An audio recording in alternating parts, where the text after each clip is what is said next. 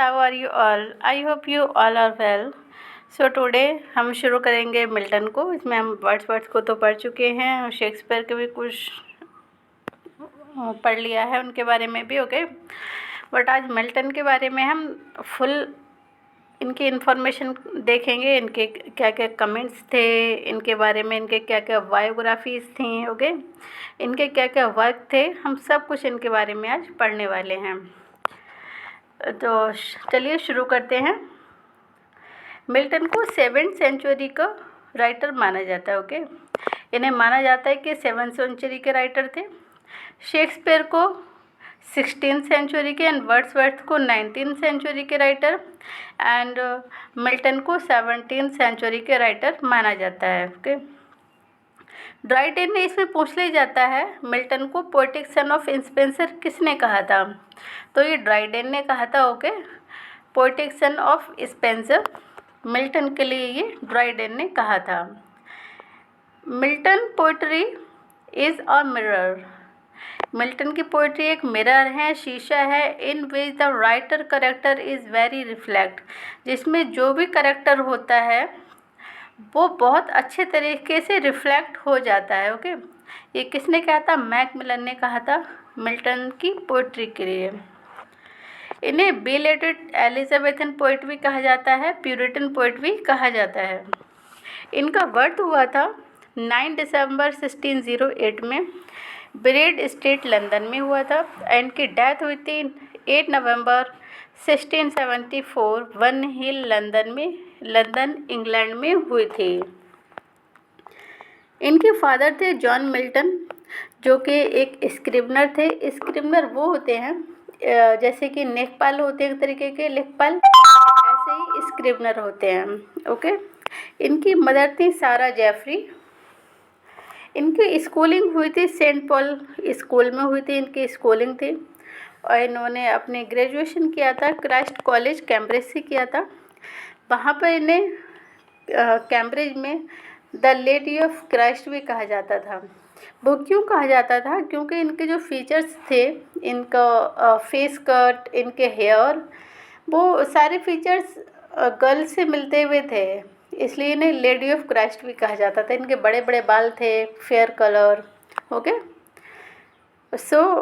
इन्हें कहा जाता था लेडी ऑफ क्राइस्ट।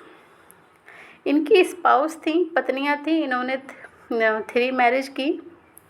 इनकी फर्स्ट मैरिज हुई थी मैरी पॉवेल से 1642 में हुई थी, और मैरी पॉवेल की डेथ हो गई थी 1652 में इनकी डेथ हो गई थी।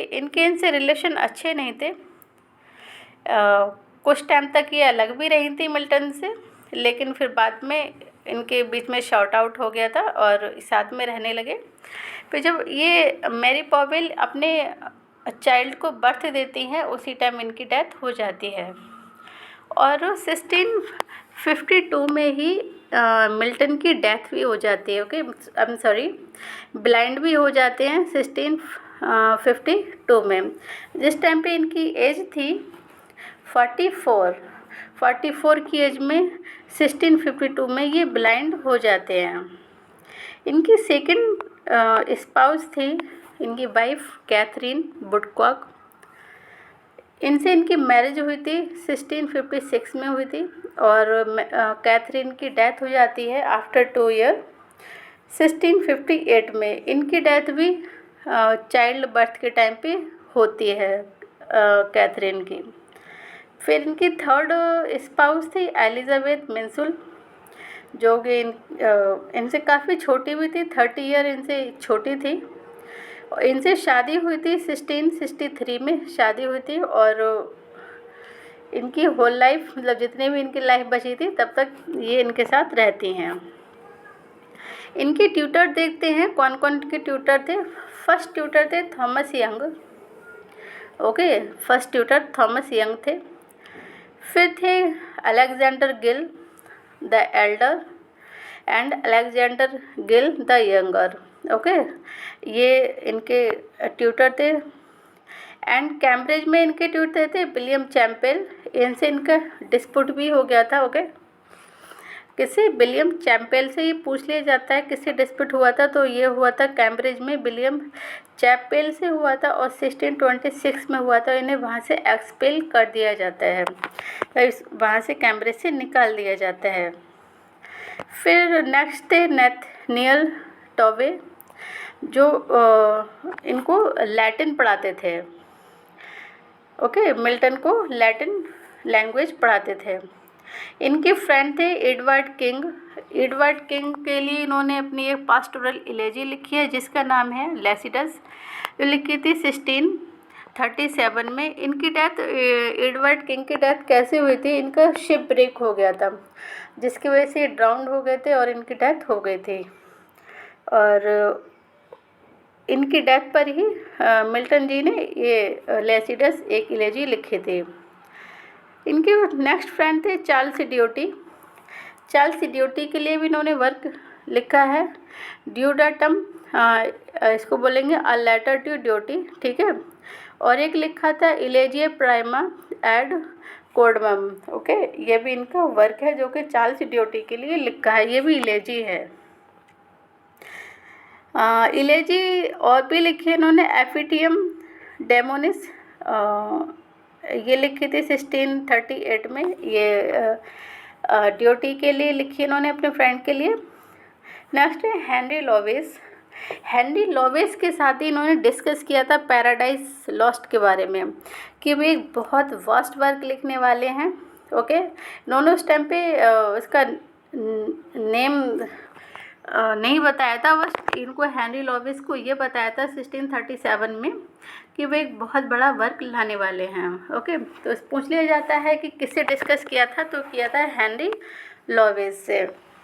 नेक्स्ट है इनके एंड्रू मार्वेल, जो कि इनके असिस्टेंट भी थे, इनके फ्रेंड भी थे और असिस्टेंट भी थे। जब ये ब्लाइंड हो गए थे तो हेनरी मार्वेल ने इनकी हेल्प की थी वर्क को लिखने में।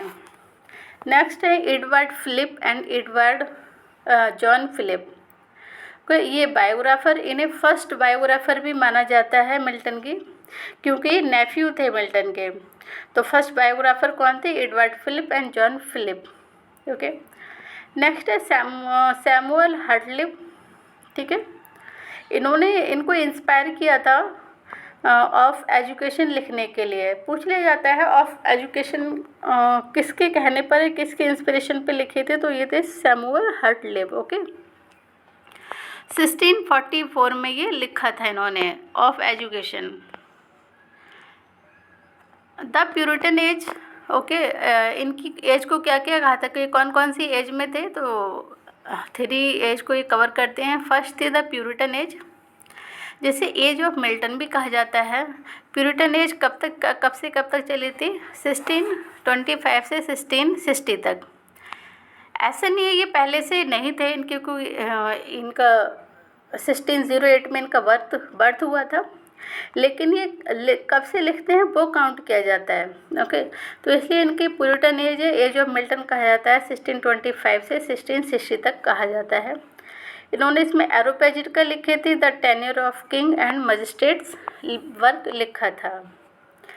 नेक्स्ट ये पीरियड कवर करते हैं metaphysical poet. Okay, metaphysical poet किसने क्वाइंट किया था, तो ये किया था सैमुअल जॉनसन ने 18th सेंचुरी में। ओके, इसमें इन्होंने एक वर्क भी लिखा था life of poets by Samuel Johnson, जो 1779 में शुरू किया था और 1781 तक फिनिश कर लिया था इन्होंने ऑलमोस्ट 52 राइटर्स को कवर किया है, उनकी बायोग्राफीज़ भी लिखी हैं।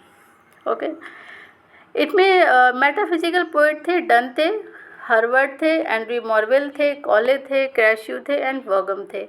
ये मैंने शॉर्ट में नेम लिखे हैं, अगर आप भी चाहें तो ये हैंडमेड रिटन बना सकते हैं शॉर्ट में, इससे इजी हो जाता है रिवाइज करने के लिए।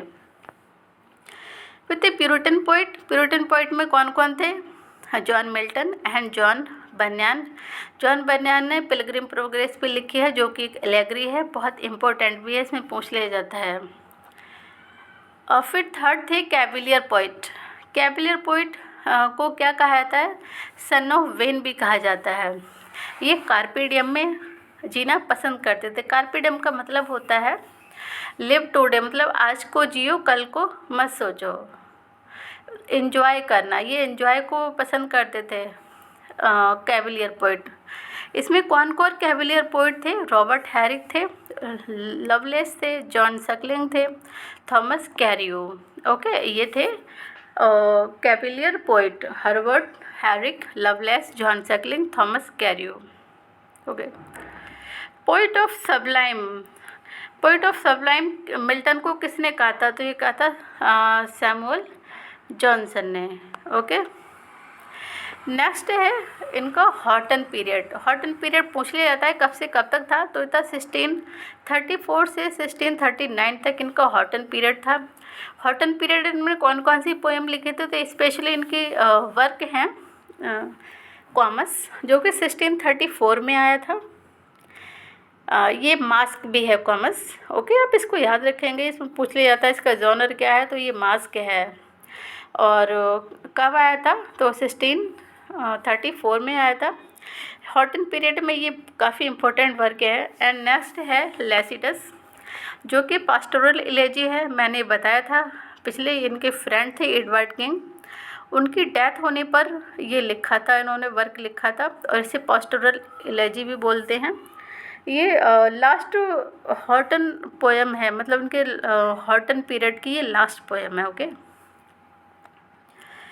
इनका सोनेट नंबर है 23, methought I saw my late spoused wife. तो ये पूछ लिया जाता है इन्होंने अपनी कौन सी वाइफ के लिए बोला है। Methought I saw my late spoused wife, ये तो कहा लिखा था इन्होंने कैथरीन वुडकॉक के लिए, जिनकी डेथ हुई थी 1658 में।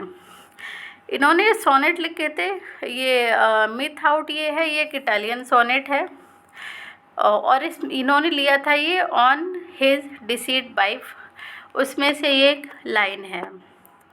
फिर इन्होंने वर्क लिखा था 1645 में, इन्हें ट्यून्स वर्क भी बोलते हैं, L'Allegro and Il Penseroso. L'Allegro एक पास्टोरल पोएम है। पास्टोरल पोएम का मतलब होता है इसमें गांव देहात की स्टोरीज दिखाई जाती हैं, शेफर्ड्स को दिखाया जाता है। एल एलेग्रो का मतलब है हैप्पी पर्सन, जो कि लाइफ को एंजॉय करता है, उसे नहीं मतलब है किसी चीज़ से, जो है उसको एंजॉय करता है। बट जो इसकी कंपेनियन पोएम है इल पेंसरोसो, उसमें एक मेलंकली मैन को दिखाया जाता है। ये भी 1645 में आई थी। मेलंकली मैन का मतलब है कि ये अपने बारे में सोचता है, फ्यूचर के बारे में सोचता है, क्या करना है उसके बारे में सोचता है। ओके, अब देखते हैं मिल्टन की बायोग्राफी एंड रेफरेंस को, किसने बायोग्राफी लिखी है और मिल्टन से रेफरेंस किसने लिया है। तो फर्स्ट है लंदन 1802, ये किसने लिखा है? वर्ड्सवर्थ ने लिखा है, बहुत इम्पोर्टेंट भी है लंदन 1802। फिर नेक्स्ट है ग्रे ने लिखा है elegy written in a country churchyard, इन्होंने रेफरेंस लिया है जॉन मिल्टन से। Some mute inglorious Milton here, इसका मतलब है कि अगर ये यहाँ दफन नहीं होते तो कुछ मिल्टन के जैसे ही ग्लोरियस होते, उन्हें भी नेम फेम मिल गया होता। ओके, इसका मतलब ये है, तो इसीलिए लिखा है सम म्यूट इनग्लोरियस मिल्टन हियर, कि कुछ म्यूट है जो शांत मिल्टन के जैसे इनग्लोरियस लोग भी यहाँ पे लेटे हुए हैं, जिन्हें कोई ग्लोरी नहीं मिली, अगर उन्हें चांस मिलता तो वो भी मिल्टन के जैसे नेम फेम कमा चुके होते हैं। फिर नेक्स्ट लिखा है ब्लैक ने, इन्होंने लिखा the marriage of heaven and hell, इसमें इन्होंने एक कोटेशन डाली थी, Milton belong to devil party without knowing it. Okay, तो ये मैंने शॉर्ट में ही लिखा है, क्योंकि मेरे पर्सनल नोट थे, इसलिए मैं आपके साथ भी शेयर कर रही हूँ, तो आप देख लें। ओके, इन्होंने the marriage of heaven and hello में लिखा था। नेक्स्ट उन्होंने लिखा था ब्लैक ने ही, मिल्टन 1804 से 1810 पोएम इन 2 बुक्स लिखी थी मिल्टन के बारे में। नेक्स्ट है डॉक्टर सैमुअल जॉनसन, इन्होंने भी लिखा था द लाइफ्स ऑफ पोइट्स, इन्होंने लिखा था लाइफ ऑफ मिल्टन के बारे में लिखा था। मैंने बताया था आपको, इन्होंने बहुत सारे पोइट को, ऑलमोस्ट 52 राइटर्स को इन्होंने कवर किया था, उनकी लाइफ बायोग्राफी लिखी थी। और सैमुअल जॉनसन ने एक बहुत इम्पोर्टेंट लाइन भी बोली थी पैराडाइज लॉस्ट के बारे में, जो कि शॉर्ट में लिखा हुआ है। इन्होंने पैराडाइज लॉस्ट को एडमायर किया, ओके, बट ये भी कहा था साथ में कि जो इसे एक बार पढ़ेगा फिर वो इसको उठाना भूल जाएगा, क्योंकि इतना वास्ट वर्क है ये कि पढ़ेगा, एक बार पढ़ेगा तो पढ़ेगा, फिर उसे कभी पढ़ने के उससे नहीं उठाएगा। इन्होंने सैमुअल जॉनसन ने कहा था। नेक्स्ट है जॉन ऑड्रे। इन्होंने लिखा था ब्रीफ लाइफ्स 1681 में, 60 से 1693 में ये लिखा था, okay. Edward Phillips life of mister Milton इन्होंने लिखी थी, फर्स्ट हैंड बायोग्राफी मानी जाती क्योंकि नेफ्यू थे, मैंने पीछे बताया था आपको। एडवर्ड फिलिप कौन थे? नेफ्यू थे मिल्टन के, ओके। इन्होंने लिखा था 1694 में life of mister Milton. Next है David Masson, the life of John Milton and literary history of his time. इन्होंने 1859 से 94 तक की हिस्ट्री को इनके टाइम की कवर किया है। नेक्स्ट है मार्क पैटिसन, इन्होंने लिखा है मिल्टन 1879 में। फिर है विलियम रिले पार्कर, इन्होंने लिखा है मिल्टन अ बायोग्राफी 1968 में लिखा था। नेक्स्ट है बारबरा के लवास्की, ओके, इन्होंने लिखा है life of John Milton a critical biography 2000 में लिखी थी। मिल्टन लिखा है। फिर टेनिसन ने मिल्टन लिखा है, इसमें उन्होंने एपिटैफ ऐड किया था। God gifted organ voice of God लिखा था, एंड लिखा था, इसमें एपिटैफ ऐड किया था, ओ mighty mouthed inventor of harmonies. ये इम्पोर्टेंट लाइन है, ये एपिटैफ है टेनिसन ने, जो कि मिल्टन में ऐड किया था। विलियम हैजलिट ने लिखा है on Milton sonnet the round table 1817 में, ये एक एसे है, द राउंड टेबल के हैजलिट का एक एसे है।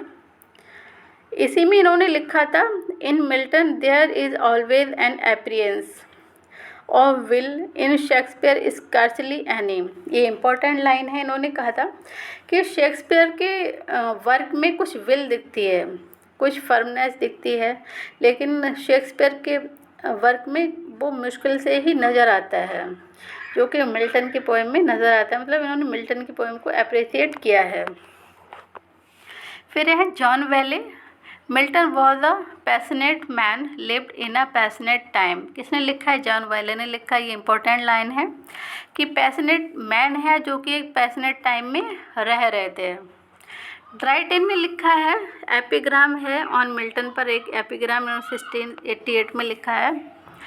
Dryden regard Milton great to Homer, Homer से भी ग्रेट मानते हैं मिल्टन को कि ड्राइडेन, और वर्जिल से भी ग्रेट मानते हैं। This man cuts us all, इस मैन ने हम सभी को काट दिया, एंड द एंशिएंट टू, और उसके साथ साथ एंशिएंट को भी काट दिया। इसका मतलब है इन्होंने कहा जो होमर, जो ग्रीस राइटर हैं, एंशिएंट राइटर हैं, इन्होंने जो वर्क लिखा है, होमर ने इलियाड एंड ओडिसी, और वर्जिल ने इटली राइटर है, इन्होंने एनीड लिखा है, कि मिल्टन को इनसे भी ग्रेट माना है। Okay. And Dryden state of innocence, Dryden का वर्क है स्टेट ऑफ इनोसेंस 1674 में लिखा था। ये कहते हैं knew not half the extent of its excellence. Next है 1629 में मिल्टन ने लिखा है on the morning of Christ nativity, also known as nativity. Christ nativity को क्या नेटिविटी भी से भी जाना जाता है, जो कि इन्होंने अपने 21st बर्थडे पे लिखे थे, मतलब जब 21 साल के हुए थे तो इन्होंने लिखे थे on the morning of Christ nativity. इनके सोनेट हैं, सोनेट नंबर 7 है, हाउ सून हाथ time the subtle thief of youth. इसका मतलब है जो कि टाइम है, कितनी जल्दी उन्होंने हमारे यूथ को चुरा लिया है और मैं अभी तक कुछ नहीं कर पाया हूँ। हमारा यूथ जाता जा रहा और मैं अभी कोई फेम, कोई नेम नहीं कमा पाया। इसके लिए कह रहे हैं यूथ क्या है, चोर है, चोर बताया है। जो कि इन्होंने 23 की एज में लिखा था। मिल्टन ने सोनेट लिखे थे, टोटल सोनेट लिखे थे 24। इसमें 19 है इंग्लिश सोनेट है और 5 लैटिन सोनेट है। ये लैटिन सेक्रेटरी रहे थे 1649 में, लैटिन सेक्रेटरी भी रहे थे, ये पूछा जाता है।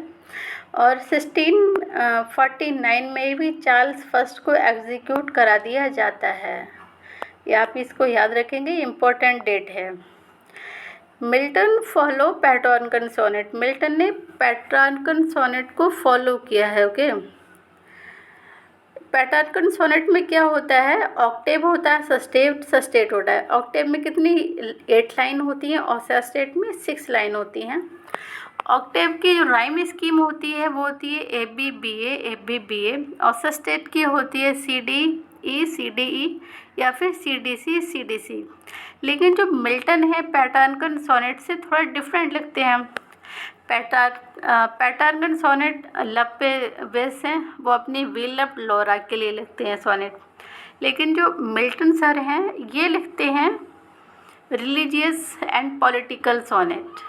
तो ये डिफरेंट है, लेकिन उन्होंने जो पैटर्न है मिल्टन ने पेट्रार्कन सोनेट को ही फॉलो किया है। आप इसको याद रखेंगे। ओके, और दोनों की ऑलमोस्ट राइम स्कीम भी एक ही है, ABA और CDE, CDC।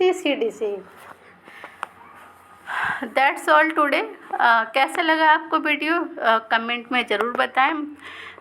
आई होप आपके लिए बेनिफिशियल रहेगा। अगर आपको अच्छा लगता है तो please like, share and subscribe. Thanks for watching.